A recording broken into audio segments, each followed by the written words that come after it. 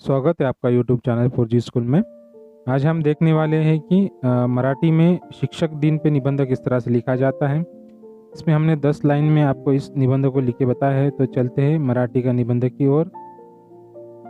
शिक्षक दिन निबंध।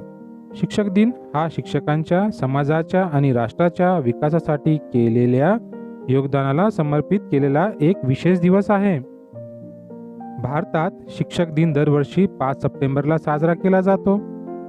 या दिवशी डॉक्टर सर्वपल्ली राधाकृष्णन यांचा जन्म झाला।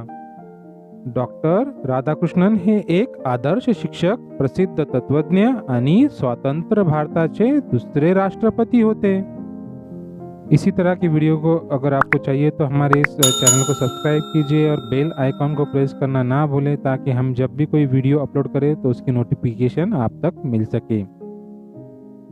नंबर 5, 1962 पासून आपण डॉक्टर सर्वपल्ली राधाकृष्णन यांच्या जयंतीनिमित्त शिक्षक दिन साजरा करीत आहोत। प्रत्येक विद्यार्थ्याच्या जीवनात शिक्षक सर्वात आदरणीय व्यक्ती असतो।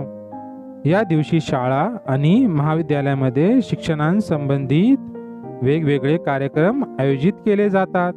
या दिवशी मोठ्या इयत्तेतील विद्यार्थी लहान मुलांना शिकवून शिक्षक दिन साजरा करतात।